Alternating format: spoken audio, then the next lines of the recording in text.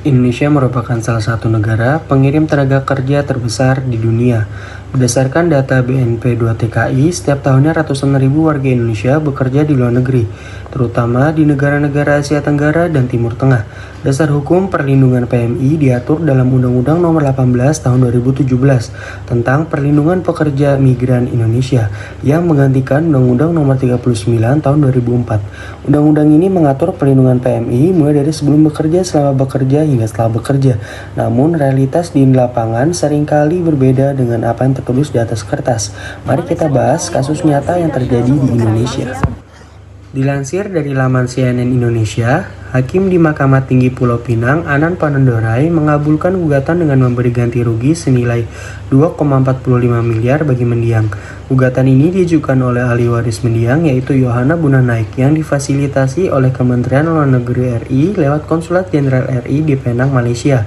Mahkamah Tinggi Pulau Pinang pada November 2023 lalu juga telah mengabulkan gugatan terkait penggantian biaya pemakaman serta gaji yang tak dibayarkan majikan sebesar 176 juta rupiah. Adelina Lisau merupakan PMI asal NTT yang ditemukan dalam kondisi memar di kepala, tangan, dan kaki akibat penganiayaan majikan pada Februari 2018 silam. Adelia Lisau meninggal dunia pada 11 Februari 2018 di Penang sehari setelah dibawa keluar dari rumah majikannya. Berdasarkan Undang-Undang Nomor 18 Tahun 2017 Pasal 6, PMI berhak mendapat perlindungan sesuai dengan peraturan perundang-undangan, bantuan hukum sesuai ketentuan, jaminan keselamatan, dan keamanan. Kasus Adelina menunjukkan beberapa kelemahan. Yang pertama, lemahnya pengawasan PPTKIS atau Pelaksana Penempatan Tenaga Kerja Indonesia Swasta. Seharusnya ada monitoring berkala terhadap kondisi PMI. Yang kedua, minimnya koordinasi antara BP2MI dengan perwakilan diplomatik Indonesia di Malaysia untuk memastikan perlindungan PMI. Yang ketiga, kurangnya sosialisasi kepada PMI tentang hak-hak mereka dan mekanisme pengaduan. Untungnya, setelah kasus ini viral di media sosial, pemerintah Indonesia melalui KJRI Kuching berhasil menyelamatkan Adelina dan memulangkannya ke Indonesia. Majikan Adelina juga diproses hukum oleh otoritas Malaysia.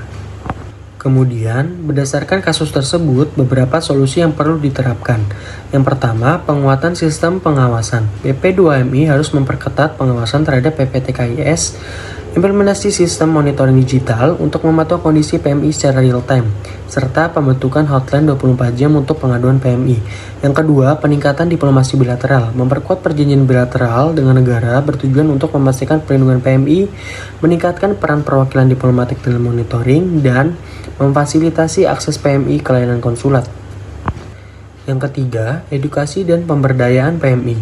PMI wajib mengikuti pelatihan komprehensif sebelum berangkat, sosialisasi hak dan kewajiban PMI, dan pelatihan bahasa negara dengan tujuan untuk memperkuat posisi tawar PMI. Yang keempat, penegakan hukum yang tegas, sanksi yang berat bagi PTKIS yang melanggar ketentuan, blacklist negara atau perusahaan yang tidak memberikan perlindungan yang memadai, koordinasi dengan otoritas negara dengan tujuan untuk penindakan pelaku kejahatan. Kemudian yang kelima, perlindungan finansial, jaminan sosial yang komprehensif untuk PMI, asuransi kesehatan dan kecelakaan kerja, serta bantuan hukum gratis untuk PMI yang bermasalah. Perlindungan PMI bukan hanya tanggung jawab pemerintah, tetapi juga seluruh masyarakat Indonesia dengan penguatan regulasi, pengawasan yang ketat, dan koordinasi yang baik.